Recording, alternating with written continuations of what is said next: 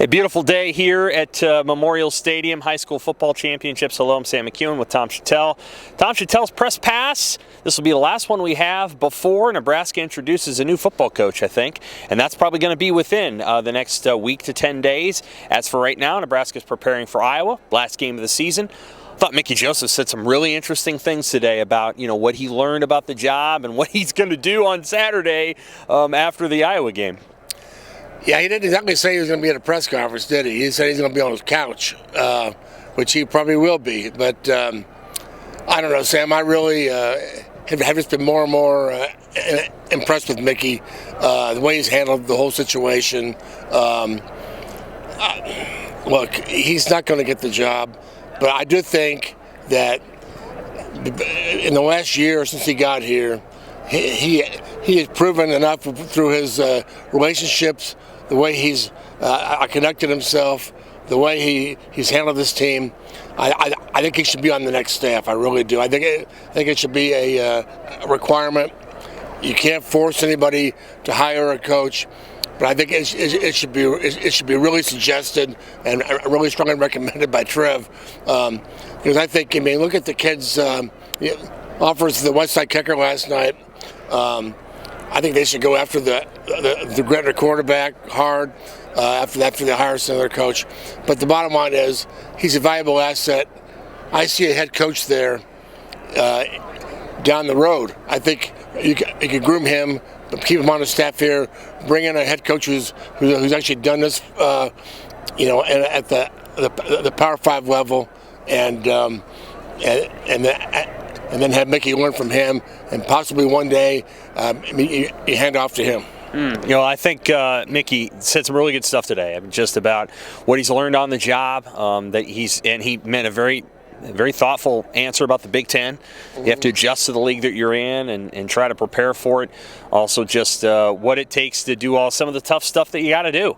Some of the challenges that come with the job, meeting people in the middle, learning how to do that with players and with coaches. Of course, Huskers have an Iowa game on Friday. They have not won this game since 2014.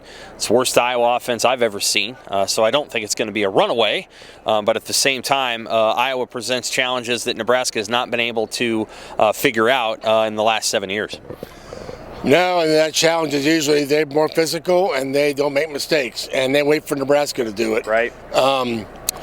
Last week, Wisconsin, it was the opposite, and Wisconsin made all the mistakes, but Nebraska still couldn't do it. They still just don't have enough in the department of trying to hold the ball, run the clock. They can't do that with that offensive line, so they're not there yet. But yeah, I remember thinking back to 2014, watching Kenny Bell, the opposite end of the stadium at Kinnick, catch that pass right in there in overtime, and he's got his feet in, and they came back and won that game. And I remember as we drove back thinking, okay, if they don't fire Pelini on Saturday, he's safe. And they didn't, and then he got fired Sunday morning. So who knows? That's kind of what we're going through right now. Nobody knows how this is going to work. You never do. But, Kirk Ferentz is going to care about Nebraska. I wondered kind of after they fired Frost, with some of these coaches who hated Frost, are they going to lose their edge when they play Nebraska now? They don't have anybody to hate. But Ferentz doesn't like Nebraska, and they're playing for the West title. Maybe the last chance they or anybody will have to do that. There might be one more next year, but there's a lot of pride in that. A lot of people were trying to run off Ferentz this season, though. This is his big revenge. The best way to get revenge is to win, and so shut up your critics. So I think they'll be up for it. They have the defense to do it, and But I really have appreciated Mickey and Bill Bush and a lot of the players, how they've kind of hung in there. And in a week or two we'll have a new guy, and this whole thing will be forgotten. And but I think there'll be parts of this that I'm going to remember, and I'm trying to remember a little bit about every year. And this is the way these guys have fought and tackled. Imagine the defense against Georgia Southern. and Oklahoma. Some of these early games where they gave up 49 points or whatever, they weren't tackling. It was ridiculous, right?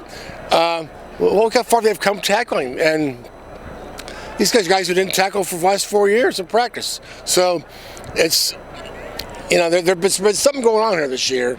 It's not enough, and now it's almost over.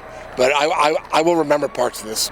Oh, me too. I think Casey Thompson, we're saying goodbye to another quarterback. I think that's obvious. I'd be surprised, I guess, if Casey Thompson came back. Last year we said goodbye to Adrian Martinez. He didn't play in the final game against Iowa. I think Casey Thompson will play against Iowa, and that'll be the last one for him. He's graduating with a master's degree after the game, and would have to get another master's degree to stay at Nebraska or go to some other school for a 6th year. He'd be 25 years old. Okay, well, that is all of our coverage for here today. We'll have lots of stuff from the press box about the press conference, and obviously full coverage of Black Friday, Nebraska at Iowa, and then after that, Nebraska's getting a new coach. Do you think it's going to be this weekend? I don't know. So over/under. Okay, let's do this. Over/under on knowing who it is by next Sunday. Yes, I think we'll know on Sunday or Monday. Now, unless it's a guy. I think it's somebody who's coaching this weekend, so it will not be Saturday, I believe. I don't even think the school will announce it on Saturday. If the guy's coaching, you can't announce it on Saturday. You can't do it. Somebody else. If it's Matt Rule, they can announce it on Saturday. Right, but I think if the guy's coaching in a championship game, I almost said Big 12 like K-State. If it's a conference championship game, you got to wait another week, and that'll drive all of us crazy. But at least we'll have it narrowed down, maybe, huh? So, I think by next Sunday, Monday, I think we'll have a name, we'll have a press conference, and boom, because next week's a dead week for the coaches. They can't go out and recruit until the conference championship weekend. So it's a good time to do it, and he's just got to get his guy, and we'll find out soon enough. All right. For Tom, I'm Sam. Thanks for watching Tom Shatel's Press Pass. Thanks, Husker fans.